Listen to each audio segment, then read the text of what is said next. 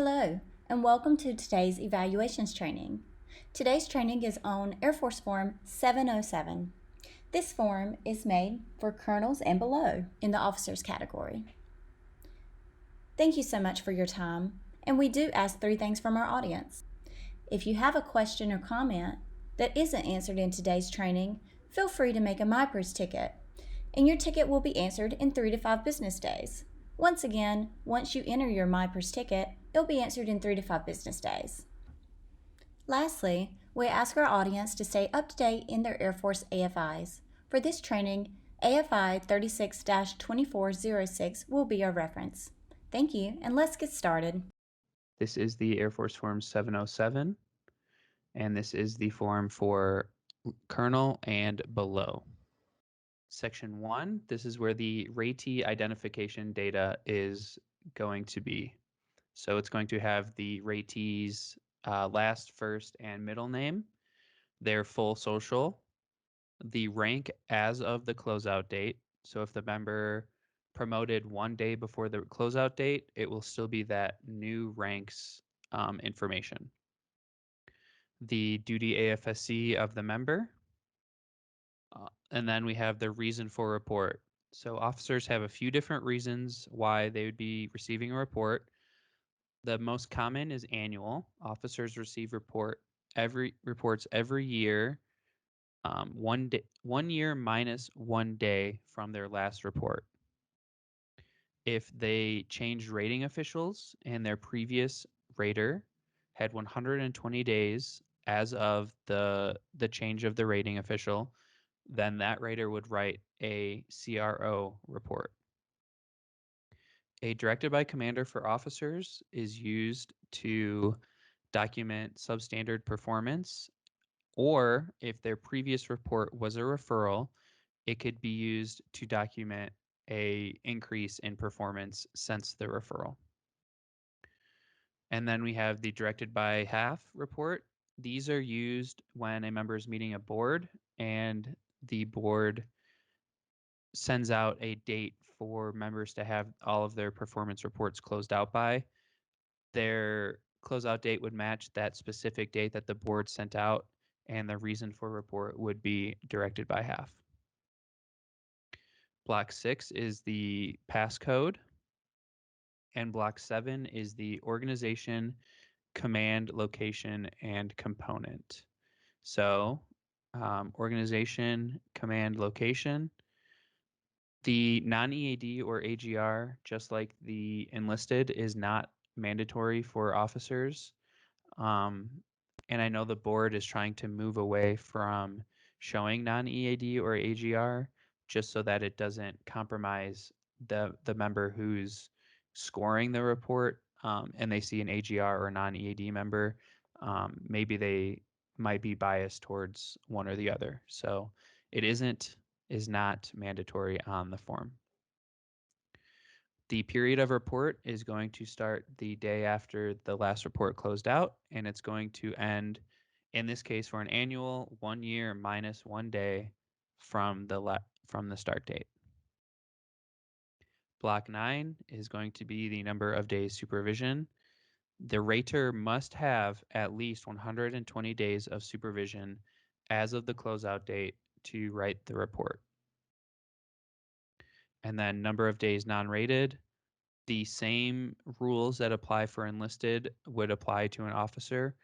If the member was not rated due to medical, or they had an approved non-rated time by the commander, then that would go in this block as well. In block 10 is the senior rater ID. This is mandatory on the Air Force Form 707.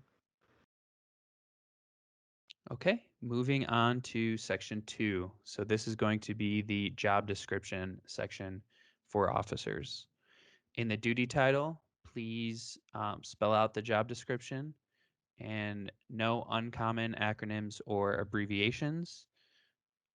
Like I have said on the previous forms, if they are common acronyms that the average member of the Air Force, or if your wing has a writing guide and they have common acronyms on there, then those don't have to be spelled out, but anything uncommon would be the acronyms that should be spelled out. And then in the actual bullet section, this would list the officer's primary duties, any additional duties, and their tasks and responsibilities that they do on an everyday basis. Let's move on to section 3. So this is actually the rating for the officer. So the officers can only receive either a does not meet standards or a meets standards. They either meet the standards or they do not. So if it is a does not meet standards, that would be a referral report. And also on the second page, one of these blocks at least, it could be more, it could be 2 or 3, but at least one of these blocks in section 9 must be checked. So either the member didn't meet standards in leadership skills or professional qualities. It can be multiple and it can be only one, but it should relate to the actual bullet, the derogatory bullet on the member's report. Okay. Let's move back up to section 4. So this is going to be where the rater writes their actual bullets for the member, the rater's overall assessment. There is no civilian employment unless it directly relates to the military position. I think I've mentioned this on some of the enlisted trainings that if the member is a GS technician and they also hold the same military position, because those directly relate to each other, that can be mentioned. But if a member, for example, is a personnelist in their GS job, but then they are security forces in their military job, because those do not relate, they should not be mentioned on the form. There should not be any personal medical comments. So if the member was not rated due to medical, then that would only be told to us through the coordination in VPC. There should not be any medical comments on the actual form itself. PME statements. So this is one of the big common errors that we see on the officer form. The officers can only include 3 completions or recommendations for school, and that would be PDE, IDE, and SDE. Any other specific school or PME in general cannot be mentioned. It has to be PDE, IDE, or SDE. We have seen many where it's BDE, PME, DE, SOS, ACSC, and Air Warfare College. Those are the most common schools that we see that are not allowed. So just keep that in mind. The only 3 that should be mentioned is PDE, IDE, or SDE.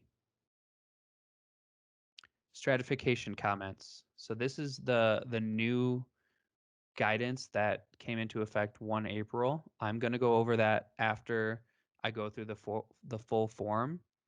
But they have changed kind of some of the rules for what is allowed on stratification for an officer.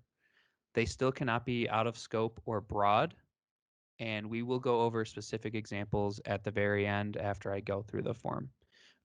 We have a kind of a shortened PowerPoint with some specific examples on there. And then no promotion statements. The officers cannot have promotion statements on their report, and they can also not have the word senior unless it's referring to a position. Senior is a euphemism for colonel, so it's kind of a veiled promotion statement unless the member is, for example, a senior IMA or the senior controller, or if that is their position, then that is okay. But if it's saying member is ready for senior level duties, that would not be okay because that is a veiled promotion statement. And then again, just like every other form, no personal fitness statements. They cannot mention their score or category unless they are the fitness guru for their squadron and they raise the score of the squadron. As long as it's not personal, they can include it on the report. And then also in section 4 is the feedback date. So this feedback date should be within or on the dates of the report.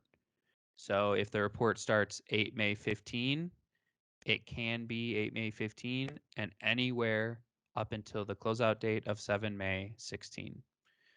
The feedback date should be in between the period of report. And this just verifies that feedback for the officer was accomplished at some point during the rating period. If feedback was not accomplished, they would put not NA in the feedback date portion, and then right underneath, the rater would state why feedback wasn't accomplished. This should be as rare as possible because the officers should be receiving feedback through the rating period. But if it was not, then NA should be in the feedback date portion. And then the rater has to be the same rank or higher than the ratee. They would include their information in their signature block. They would include their duty title, last four of their social if they're military. If they are civilian, it is not mandatory to include the last four of the social. And then they would sign and date. The date has to be on or after the closeout date of the report. They cannot sign before the report closes out. Okay, let's move on to section 5. This is the additional raters overall assessment. They will either concur or non-concur with the rater. All of the same rules as the rater apply to the additional rater. They can include multiple stratifications. If the rater stratifies and the additional rater wants to stratify as well, they can include that as well on the form. If the rater is a single evaluator on the form and assigning as the rater, additional rater, and the reviewer, this section would be left completely blank. So there would be no, not even this section not used would be in this section. If the additional rater is different than the rater, then they can include all of these bullets in here, and the same rules apply like I mentioned before. The additional rater must be the same rank or higher than the rater, and then they would include their information in their signature block, their duty title, last four of their social, and then they will sign and date either on the same date as the rater or after. They cannot sign before the rater. All signatures must be in sequential order on the form. And then moving down to section 6, the reviewer section. This is the most common section, I think, just in general, that we see errors with. It's kind of like on the Air Force Form 911, the final evaluator section has the most errors. The reviewer section for the 707 has the most errors on it. The reviewer is only allowed to comment if they disagree with the evaluation, so they non-concur the evaluation is a referral, or if the ratee is a colonel or colonel select. Those are the only time that the reviewer can actually add bullets into the reviewer section. Any other time, it will either be one of the mandatory comments or it will just be left completely blank. One of the mandatory comments would be if the additional rater and the reviewer are the same person signing, then the reviewer would state the additional rater is also the reviewer. If the rater is the single evaluator on the form, then they will write in the rater is also the reviewer, and their additional rater section, like I mentioned, will be left completely blank. If the reviewer is separate, a different person than the rater and the additional rater, then this reviewer section should be left completely blank, and it shouldn't even have this section not used or this line intentionally left blank included. Speaking of reviewers, let's talk about what the required reviewers for different components and ranks are. So for the guard, and the ratee is a lieutenant colonel or below, the reviewer must be at least the group commander. So it can be higher, but it must be at least the group commander. If the ratee is guard colonel, then the reviewer must be the first general officer in the members chain. If the ratee is in the reserves and they are a major or below, then the reviewer must be at least the wing commander. And if the ratee is a lieutenant colonel or colonel in the reserves, then the reviewer must be the first general officer in the member's chain of command. And there can only be one general officer signing the OPR unless they there's specific instances in the AFI that mention when multiple officers or multiple general officers can sign the form. But most of the time, only one general can sign the form. Okay, moving down to section 7. This is where, if not necessary, a functional examiner or Air Force advisor would sign in section 7. These are very rare circumstances. One of the circumstances would be an Air Force advisor is necessary if the reviewer is not in the Air Force. So an Air Force advisor would have to sign the section and review the report to make sure that it matches up with Air Force guidelines. And section 8, this is going to be the ratee's acknowledgement. So the ratee must X either yes or no that they acknowledge that all required feedback was accomplished. If they choose to not acknowledge that feedback was accomplished, so if the ratee does not acknowledge that all feedback was accomplished, they would mark no in the ratee's acknowledgement. But if they do acknowledge that feedback was accomplished, they would mark yes. And then the ratee would sign and date. If the ratee is unable or declines to sign, then any member who has previously signed the report can sign for the ratee. If someone is signing for the ratee and they choose, member declined to sign, they do not have to mark yes or no for the feedback because they are not the ratee acknowledging the feedback, if that makes sense. So if someone is signing for the ratee, yes or no does not have to be marked. It can be if they know that for sure feedback was accomplished. But if they do not, then they don't have to fill this out. But if the ratee is signing their form, then they have to acknowledge either yes or no. And then I mentioned section 9, the performance factors. This would only be marked if the member does not meet standards in one of these specific areas. Section 10 is the remarks section. So this is where the acronyms would be spelled out in alphabetical order. And then just like on the 912, section 11 and down, or section 11, is the referral report section. Next month, we are going to be going over referrals for all of the different ranks. So I'm not going to go into in-depth referrals for officers right now, but just some general standards for the referral report. This specifically should be match the derogatory comment on the report. The send your written comments to, this would be the next evaluator after whoever added the derogatory report. So if the rater added the derogatory report, this would be the name and either a mailing or email address of the additional rater, someone who the ratee can send their rebuttal comments to. The referring evaluator would sign and date, and this date should match the date that they sign the actual report as well.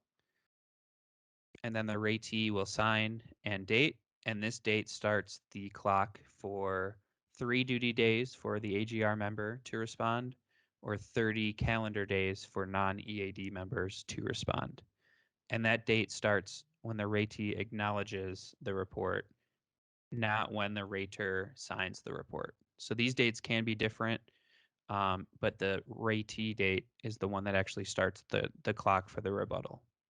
Okay, so we have gone over the form. I'm going to just mention a few things that we see common errors or common, missed things. For reserves specifically, the ratee must have at least 120 days and also 16 points to receive an OPR. The 16 points do not have to be under that specific rater. It just has to be within the period of report, but the rater must have 120 days that they supervise the ratee before they write the report. And then we can go into the stratification comments. Okay, so I wanted to just start with what is now authorized starting on 1 April 21 and later. So this does not apply to any reports that close before 1 April 21. This only applies to reports closing out after 1 April 21. The stratification peer groups are limited to the member's grade, their command position, or their duty position. Stratifications used to be much broader and different types of, positions or even FGOs or CGOs. But now, after 1 April 21, these are the only 3 peer groups that members can be stratified against. So let's get into the grade. So DAF grade stratifications include all Department of the Air Force officers in the same grade under that specific rater. So for example, if the rater is a squadron commander, they can stratify all of the captains or majors within their squadron, within their scope of responsibility. So, number 3 of 29 captains, number 1 of 9 majors, and they can be further broken out by category as well. So the different categories can also be broken down within the stratification, but it still must be within the member's grade. And then again, joint positions, it's still within the member's grade, but it can be the same grade in other branches of service. So joint O4s. But again, it must be the same grade. For the reserves, the senior raters may stratify officers within a specific participation category. So if the member is an IMA, they're in VLPAD, lead, EAD, they can break out the different grades by participation category. So there's the IMA 06s or the VLPAD majors. But again, must be that specific grade. It can't be all IMAs under that member's purview. It must be specific to that grade. Senior raters are prohibited from stratifying using the participation category of ART, as these officers are considered TRs. Okay, let's move on to the command position stratifications. So these are only applicable to officers filling a command position or equivalent. So if the member is a detachment commander, squadron commander, materiel leader, So those would be under the command positions. So it can't just be pilots or dentists or personnelists. They must be in a command position or they're stratified against their own grade. For commanders below the grade of 06, evaluators may include their grade within the stratification comment. So if they are a major squadron commander, they can be stratified against major squadron commanders, or detachment commanders who are captains can be stratified against captain detachment commanders. And then finally, the duty position. So the stratification refers to the officer's assigned duty position type, level, and scope of responsibility. So I know I said pilots or dentists, but that was just for the command position rules. This would be included in the duty position rules. So number 2 of 14 co-pilots or 1 of 15 section chiefs. Duty position stratifications must also include their grade stratifications. So if they are 1 of 2 captains and number 1 of 40 analysts, or if they're 1 of 5 ops officers, they are also 2 of 4 majors. It gets a little bit confusing, but just try to keep it in mind. DAF grade, command position, duty position. And then, like I mentioned, the scope. So evaluators can only stratify officers within their direct rating chain. So they can't be stratifying officers that they have no supervisory over. They can't include all pilots in the Air Force or all commanders under the wing if they're specifically a group commander, things like that. Most quotations are prohibited, but a stratification from a senior rater or senior leader may still be quoted as long as they are signing the OPR as the reviewer. So, like I said on the form, the reviewer isn't allowed to make their own comments on a report, but the rater or additional rater can quote the reviewer as long as the reviewer is signing the report. That is them kind of signing, saying, yes, I agree with this stratification, because they are signing the report. Okay, so now that we went over the form and the new stratification changes, I'm going to open up the forum for questions. And I see Sergeant Natal has her hand raised. So go ahead, ma'am. Hey, sir, how are you? I have a I'm great. How are question. you? Can you hear me? I can. So I have a question for the black one all the way up, where the name, first name, and so do we put a comma or not after the first name? Should we not put a comma and put a period after the middle initial? That's kind of up to the each specific wing's writing Okay. guides. Okay. We don't have any specific guidance for that at our level. Okay. So it depends. Okay. Thank you. Yes, ma'am. And then we have Captain, is it Kawakami? Yes, that's correct. Can you hear me? I can. Okay. So my question is for the reviewer's comments. If you're quoting, say, the senior rater, how would you, I guess, indicate that it's coming from the senior rater? Is there an abbreviation to use, or you just use quotes? So you would use quotes, and then usually because of the scope. Um, so like for example, if the Raiders a squadron commander, but in quotes they say 1 of 6 O6s in the wing, or something like that. If it's in quotes, we know that it's coming from the reviewer section, and the board should also see, hey, this is in quotes. It's above the rater's scope of responsibility, so the reviewer should be that wing commander signing the report, if that makes sense, sir. Yes, it does. Thank Okay. you. Yes, sir.